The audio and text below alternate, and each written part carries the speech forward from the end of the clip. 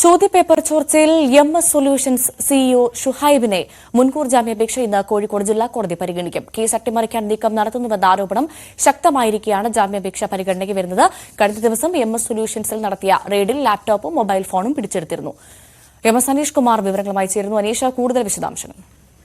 കഴിഞ്ഞ ദിവസമാണ് മുൻകൂർ ജാമ്യം തേടി ഷുഹൈബ് കോടതിയെ സമീപിച്ചത്. താൻ ഇത്തരത്തിൽ ഈ ആരോപിക്കപ്പെടുന്ന പോലെയുള്ള ചോദ്യപേപ്പർ ചോർച്ച നടത്തിയിട്ടില്ല. താൻ യാദൃശ്ചികമായി നടത്തിയ പ്രവചനങ്ങൾ, ഒപ്പം മറ്റ് ഓൺലൈൻ മാധ്യമങ്ങളിൽ വന്ന അല്ലെങ്കിൽ ഇത്തരത്തിൽ യൂട്യൂബ് ചാനലുകളിൽ വന്ന ചോദ്യപേപ്പറുകൾ സമാഹരിച്ച് അതിലൊരു അവലോകനം നടത്തിയുള്ള ഒരു പ്രഡിക്ഷൻ, അതായത് പ്രവചനം മാത്രമാണ് നടത്തിയതെന്നും മറിച്ചുള്ള ആരോപണങ്ങൾ അടിസ്ഥാനരഹിതമാണ് എന്നും പറയുന്നു.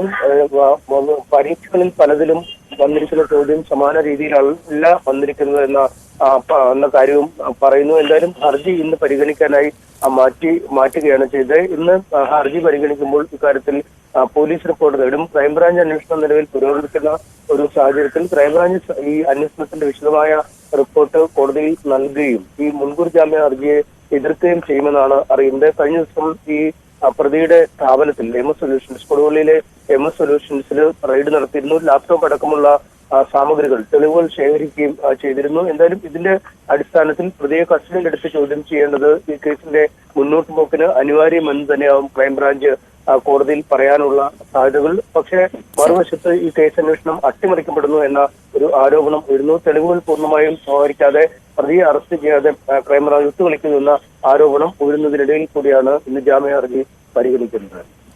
എംഎസ് അനീഷ് കുമാർ.